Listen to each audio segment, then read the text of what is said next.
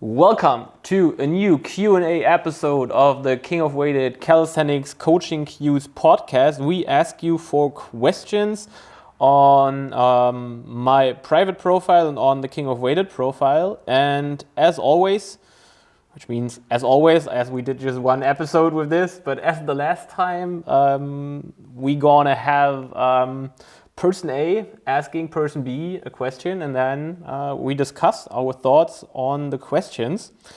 And just reading through it, I would just start with question number one, which is a pretty nice question. We get that asked a lot, and that is from Kenneth Kento. Do you need to test your 1RM or M rep every time you enter a new phase of a program? Not really, because I would take the last week of the last program or the last training block, because towards the end of a training block, you might be training closer to the intensities will be higher, so the estimation of your 1 rep max might be a little bit more accurate in comparison to the beginning of a block. And but you don't need to test it every block or training program you're going to start. One very important point you just mentioned is you can calculate an estimated 1 rep max. So there is not always a need for testing it. So by the way, we have a nice calculator on our website. If you want to estimate your 1 rep max, there you can calculate your estimated 1 rep max by just inserting numbers like the weight you moved, the reps you did, and your own body weight. Exactly. So for like the calisthenics lifts, body weight is included, and for the other ones, you just leave it blank. But it's also explained on the website. So summing that up, no, you don't need to test it every time. If we're talking about M reps, so that stands for as many reps as possible in higher ranges, like the fatigue of that by the end of the block, comparing it to the injury risk, is not as like dramatic as testing your 1 rep max. So M reps is something you can max out more often, or like you can do that to the end of the block just to see your improvements. 1 rep maxes, especially if you are an experienced lifter who can move a ton of weight, no need to test that frequently. Keep that for the platform. If you're an unexperienced lifter, there's also nothing too bad about testing it from time to time, because you can't move that much weight anyway. As long as you keep the form on point, it's okay. But there's no need to. As the question was, do I need to? No, you don't. But you can, under certain circumstances we just covered. All right, then it's my turn. Kenneth, very nice question. Thank you. All right. Then, next question by Antonio Philippe. Do you ever phase out key exercises like pull-ups and dips to avoid joint issues? What means phase out? Taking them out of the plan for a certain time period. Yes, definitely. We try to, like, if everything is going good, you can avoid those overloading issues in the first place. As we know, it's never working 100% as planned, so there definitely can be the case of overusing injuries. And then the first thing I would try is to work with a variation. So if I have some elbow problems with chin-ups, I'm trying to switch to pull-ups or to neutral grip and see if that still is a problem. If no variation is working either, I will cut that movement out completely for a certain time and try to rehab the structures as fast as possible. But the first step would always be testing variations. But that definitely happens from time to time. Yeah, and this is also something we already talked about in one of the podcasts we did, like where we talked about the off and in season, and off season would be a great chance to train variations of your main lifts. So you can take some time off. So if you're talking about squat, for example, when we're using a low bar squat as our competition lift, we might train the high bar squat during the off season, since this will allow us to hit different muscles and to use higher volume without necessarily fatiguing those joint structures that we put it a little bit more emphasis on during the in season. Yeah, and often it might be enough to just change one session of the week. So if you're having squat 2 to 3 times a week and you have 2 to 3 low bar sessions, maybe just keep one low bar session in and switch the other 2 or the other one. That often already is enough to just prevent your structures from being overloaded. Exactly. Then, nice one. A lot of people ask in German, so I just need to translate. Interesting one. Weighted chin up for the bar muscle up, or rather weighted pull up for the bar muscle up? A question by Oleg McDolek. Nice name, by the way. All right. So personally, I would use the chin up, even though we're using a pronated grip on the muscle up, simply because the chin up is a little bit more shoulder extension dominant. And if we are comparing the chin up to a muscle up, we're also doing more of a shoulder extension movement rather than a shoulder abduction movement. And therefore, the chin up could be slightly more effective. But in the end, if you train the chin up and the pull up, I think there won't be as much of a difference. Yeah, same opinion on these. Difference might be there, like we can just estimate if it's there, but it's probably not too significant. So both ways work.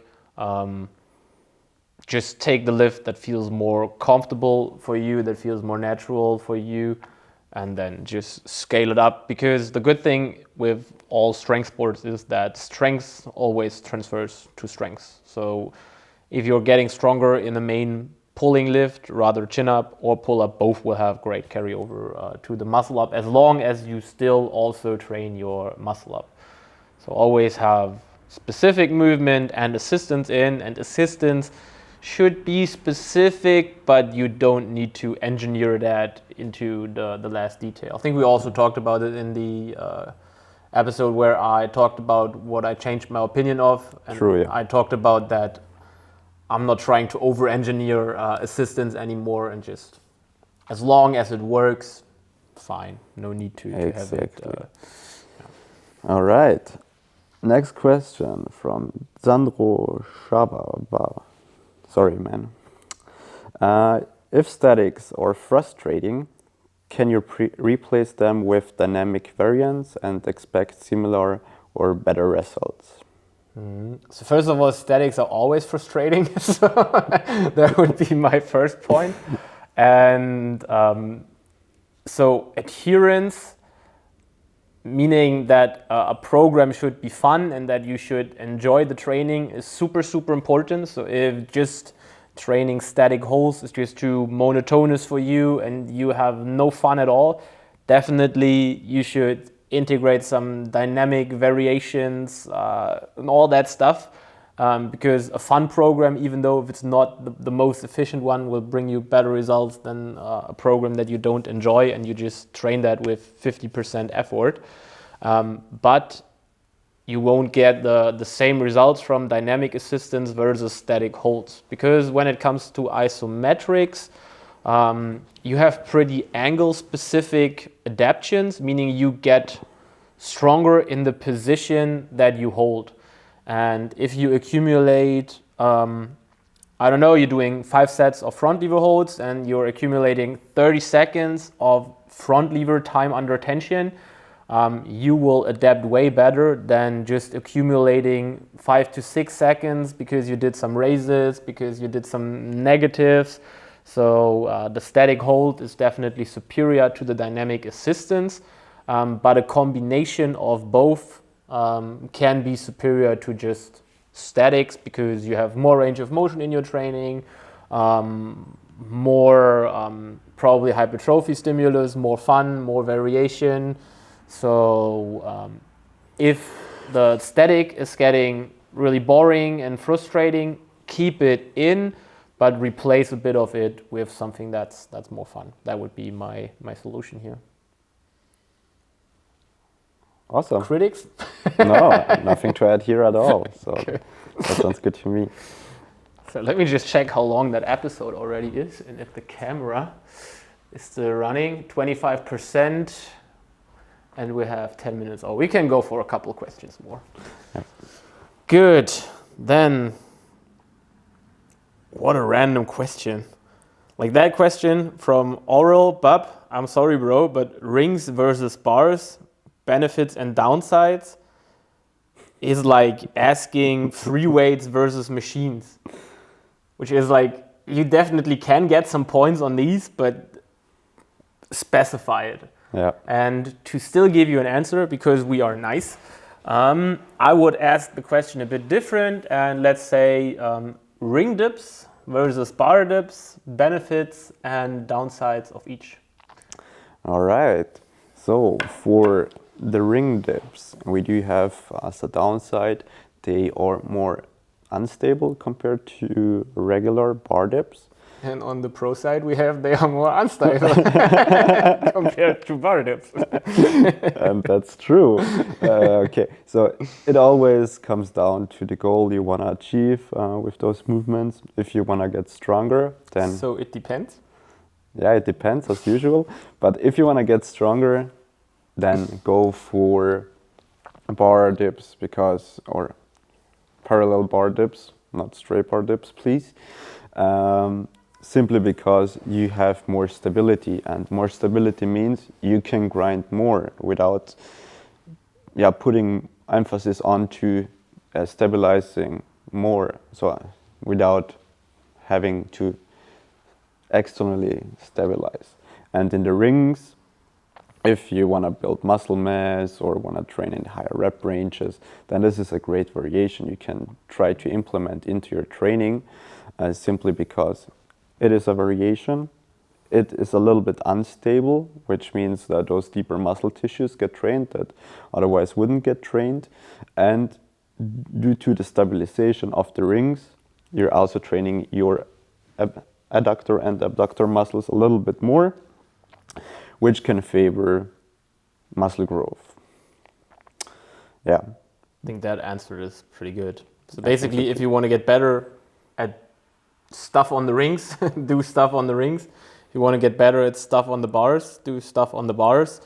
And always look at the limiting factor of certain exercises. And if you want to get a strong dip and on the ring stability is always limiting you, you should not do it on the rings, rather on the bar, because there your limiting factor is then hopefully a muscle that you want to train. But yeah, both are nice tools and have definitely a right to exist. All right. I need a couple of questions. You're out of questions? I'm out of good questions, yeah. Let's just update it. There's one new.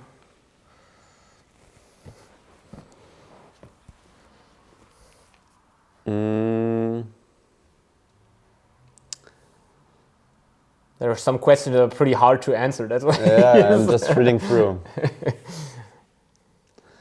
Training with chronic illness. Yeah, the question is what kind of illness it is. So if it's like, a flu you have for a very long time, or a cold or something, bro, just take whatever time off you need to recover from that. Otherwise, you are running into serious issues you don't want to run into. So if it's something like that, don't train and just pause. And for everything else, consult a doctor that has its profession in that area. Like, we're personal trainers. No doctor, so definitely I don't have the competence to tell you about training with chronic illness. Yeah, totally agree with that. Should we just continue with the top right one? Because I never really used it, and interesting approach. Thoughts on slingshot dips? So basically, a slingshot, we probably need to explain it, as most of the guys are probably not knowing it. So a slingshot is a rubber band tool that you put around the upper arm. So you have the sling around here, a sling around here, and your arms are then connected by a rubber band. Meaning, if you perform a shoulder extension, the rubber band lengthens, stretches around your chest and provides you then more help in the bottom reverse point. So basically, the slingshot is a tool to create a different resistance profile of the exercise, where usually the bottom reverse point might be the hardest. You can even that out with a slingshot, and so work with higher weights that you would normally fail in the bottom reverse point. So it's kind of like a tool for overloading strategies. And I never used it on dips. Never, ever. I haven't even tried it. Have you tried it on the bench press? No. So also, never. I wouldn't recommend to do so, because as Michael already said, you're going to lift weights that you would fail otherwise. So you get a little bit of assistance in moving heavy ass weights, and most of the time this is actually going to result in injuries rather than in a good benefit ratio. Yeah, so it's like it's a technique used for very, very experienced lifters to condition their force output and also psychological factors to just work with weights that are, 110, 120% of your 1 rep max, so that your real 1 rep max just feels more manageable. So definitely for advanced athletes, maybe, as I said, I don't have any experience with it on dips, but yeah, maybe it's something for like a strength phase you can use. But then the question is, if you're leaning, like if you have a pretty upright dipping posture, it probably just limits your forward movement. So it kind of depends on the dipping technique also, if it's really helpful or just harming. Yeah, also in the bench press, you need to have elbows actually pretty close to the torso, because if you flare them out, it does not have the effect of the stretching and the support. So you really need to have a lot of elbow extension to really make it work. That would mean you need to lean in even more, and I think this would even limit your the depth of the dip. So you cannot get and it also deep cuts enough. Internal rotation. Exactly, and internal rotation is needed to produce force. So probably fuck the slingshot and train properly, guys.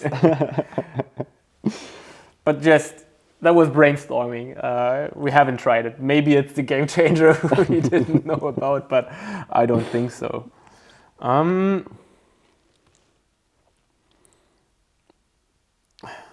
Okay, Omar. It's 2 questions. I will start with the first part. So shout out to Omar. Will bulking make the progress in bodyweight skills impossible?